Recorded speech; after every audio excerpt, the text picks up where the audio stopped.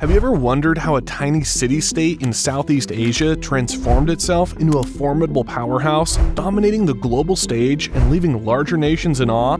Well, prepare to be captivated as we delve into the extraordinary journey of Singapore's rise to becoming Asia's powerful beast. In a region teeming with emerging economies and competitive nations, Singapore has managed to defy all odds and soar to the top, showcasing an unrivaled determination and relentless pursuit of excellence. From its humble beginnings as a small fishing village, this urban marvel has sculpted itself into a thriving metropolis, renowned for its gleaming skyscrapers, lush green spaces, and awe-inspiring infrastructure. But how did this remarkable transformation occur? How did Singapore, devoid of natural resources and confronted with limited land space, claw its way to becoming an unstoppable force in Asia? As we embark on this enthralling journey, we will witness the rise of a nation that defied its limitations, defied skeptics, and defied all expectations. We will uncover the intricate tapestry of factors that propelled Singapore's ascendancy, revealing the secrets behind its unwavering rise to become Asia's powerful beast. Buckle up and prepare to be amazed as we unravel the extraordinary story of Singapore's transformation, where ambition knows no bounds, innovation knows no limits, and a tiny nation emerges as a true force to be reckoned with in the vast realm of Asia. Look towards Southeast Asia, where you can easily spot mighty Indonesia and the enchanting Philippines. Ah, there's Malaysia too, quite noticeable. But wait, can you find the tiny island that goes by the name of Singapore? It's like searching for a needle in a haystack. Zoom in closer and you'll discover that Singapore is no bigger than half of bustling Delhi, size-wise. Yet, believe it or not, approximately 5.7 million people call this petite island home. With an area of just 710 square kilometers, Singapore's population density skyrockets to a staggering 8,028 people per square kilometer. Hold on, let's compare that to India, often considered densely populated. Brace yourself, because Singapore is 18 times denser than India. It proudly claims the title of third most densely populated country, trailing behind the likes of Monaco and Macau. Now, let's dig into the origins of its name. Can you hear the roar of the lion? That's right, Singapura in Sanskrit translates to the Lion City. And if we're talking about fierce felines, we can't forget that Singapore is one of the mighty Asian tigers. No, not the striped ones, but the highly developed countries in Asia: South Korea, Hong Kong, Taiwan, and of course, Singapore. Surprisingly, the population density of these tiger nations surpasses that of India, challenging the notion that population hampers development. But let's turn our attention to its history. Once upon a time, this tiny island played host to a multitude of traders: Malay, Thai, Indian, Arab, Japanese, and Chinese, making it a bustling trading hub. The island witnessed a whirlwind of occupiers, from Indonesian rulers to the Portuguese and the Dutch through their illustrious Dutch East India Company. But in 1819, a man with ambition, Thomas Raffles, shook things up by purchasing Singapore from the Sultan of Johor on behalf of the British East India Company, and thus a new chapter began. Under Raffles' guidance, Singapore transformed into a free port, where ships sailing through its waters paid no fees. This revolutionary move unleashed a frenzy of free trade, attracting vessels from all corners of the world. The opening of the Suez Canal in 1869 further boosted Singapore's popularity as ships found a convenient refueling station on their journeys. As neighboring Malaysia flourished in the tin and rubber industries, Singapore became a bustling hub for rubber processing. But amidst these signs of development, a dark shadow lurked. The British, cultivating opium in Bengal, set up opium processing factories in Singapore. Chinese workers employed as porters were exposed to the lowest grade opium, leading to addiction and a surge in crime. The 1940s saw Singapore grappling with over 16,500 opium addicts, while World War II cast a gloomy cloud over the island. In 1942, the Japanese invaded and Singapore succumbed to their rule, enduring chilling murders, widespread torture, and forced labor. Thousands of women from various countries were tragically forced into comfort stations for the Japanese soldiers' use. When the war finally ended in 1945, Singapore was left scarred, buildings destroyed, poverty rampant, and diseases running rampant. The British, reclaiming control, tried to restore order through a military administration. Slowly but surely, they repaired basic services and tackled the food crisis, earning favorable opinions from Singaporeans compared to their counterparts in India. In 1948, the first elections were held, laying the foundations for Singapore's journey towards self-governance. Lee Kuan Yew, the charismatic leader of the People's Action Party (PAP), emerged victorious in the landmark 1959 elections, becoming Singapore's first prime minister. Initially skeptical of Singapore's viability as an independent country, Lee Kuan Yew merged it with Malaysia in 1963. However, tensions quickly arose between Singapore and Malaysia due to political differences and perceived unfair treatment. Communal tensions escalated, and in 1965, Singapore separated from Malaysia to become the proud Republic of Singapore. While celebrating independence, Singapore faced a daunting challenge. British troops were scheduled to withdraw in 1967, leaving the island defenseless. Lee Kuan Yew negotiated for a postponement, and the British agreed, extending their stay until 1971. Prime Minister Lee Kuan Yew stepped onto the stage armed with determination and a grand vision for Singapore. But the odds stacked against him were no joke. Singapore was a nation grappling with poverty, unemployment, and the looming shadow of drug addiction. On top of that, they had just weathered the storms of riots and separation from Malaysia. And if that wasn't enough, this tiny island had no bountiful natural resources to rely on. But fear not, my friends, for this is the beginning of our extraordinary tale. A tale where our hero, Prime Minister Lee Kuan Yew, takes center stage to orchestrate a miraculous transformation. With a twinkle in his eye and a fiery spirit, Lee Kuan Yew embarked on a quest to shape Singapore's destiny. He knew that to catapult this struggling nation toward prosperity, he needed a master plan that would leave no stone unturned. It was time to tap into Singapore's most valuable resource, its people.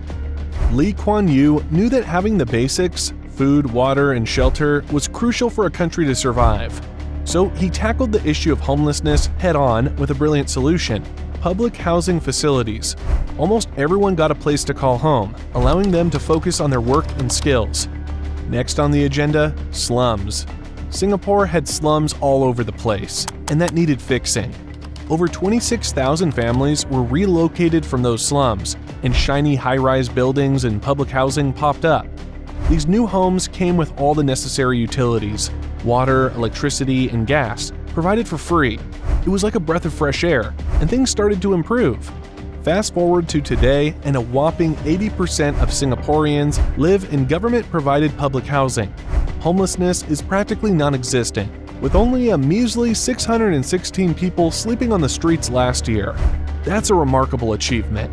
But Lee Kuan Yew didn't stop there. He had big plans for urban planning. You see, those roadside stalls and hawkers, while important to the informal economy, didn't exactly add to the city's beauty. So they were organized and relocated to fancy food centers. Vegetable sellers got their own swanky wholesale markets, and to spruce things up, pig farms and duck farms were phased out from the catchment area, while rivers got a good scrub. More than 2,800 industries were also relocated for the sake of cleanliness and charm. But wait, there's more. Lee Kuan Yew wanted to ensure his citizens were financially secure too. That's where the Central Provident Fund comes in. It's like a personal savings account on steroids. Every hardworking citizen contributes to it, and those savings can be used for housing, healthcare, retirement, and even education. It's like having a financial safety net that puts your mind at ease. To foster peace and collaboration among neighboring countries, Lee Kuan Yew founded the ASEAN Group. Imagine a superhero team of foreign ministers from Indonesia, Malaysia, the Philippines, Singapore, and Thailand coming together. They aim to join forces, cooperate in various areas, and bring some serious peace and stability to the region. Talk about being neighborly.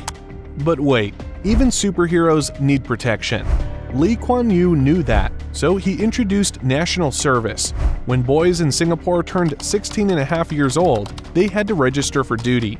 And once they hit 18, off to the army or defense forces they went. It was like a mandatory adventure, ensuring the nation's defense was in tip-top shape. Now, let's talk about education. You know what they say, knowledge is power. Lee Kuan Yew understood the importance of education, so he made it a priority.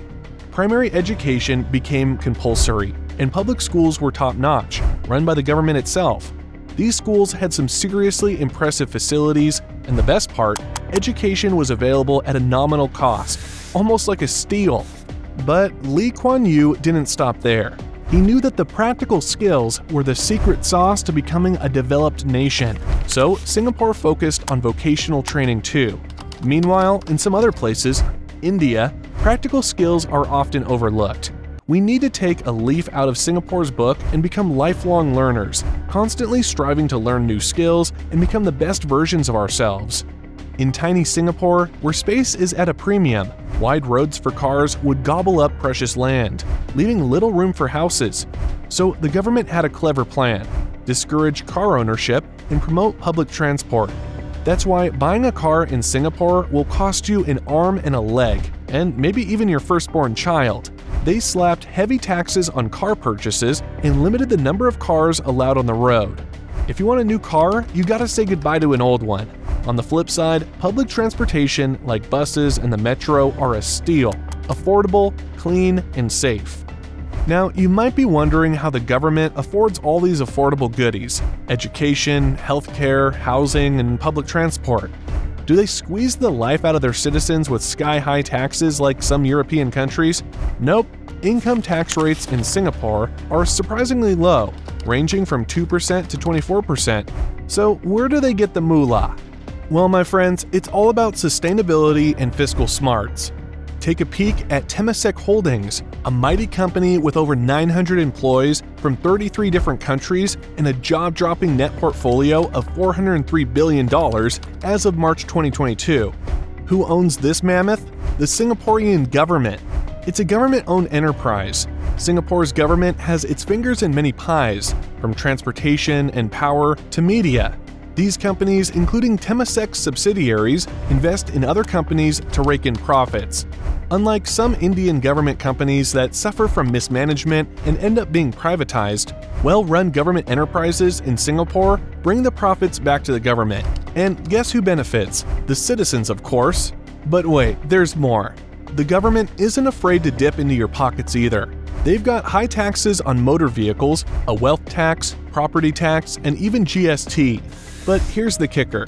Singapore's government manages its finances so well that it often finds itself in a fiscal surplus. They earn more than they spend, and they've even written down rules of fiscal discipline in their constitution. They've got it all figured out.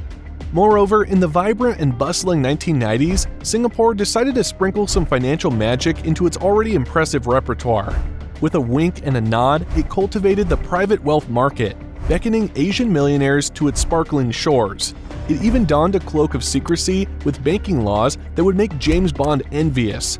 And just when you thought things couldn't get more intriguing, enter Le Freeport, a high-security vault fit for a spy thriller, where treasures of gold, gems, and priceless artwork found their hidden sanctuary. But Singapore didn't stop there. It had its eyes set on the future.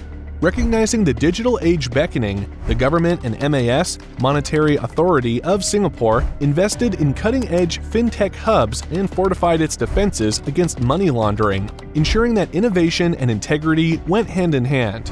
Fast forward to September 15, 2022, and MAS unveiled its grand plan, the Financial Services Industry Transformation MAP 2025. It's like a treasure map leading Singapore's financial services into the next century, with a focus on unlocking the potential of insurance, private capital, and fintech sectors. Talk about a roadmap to financial success.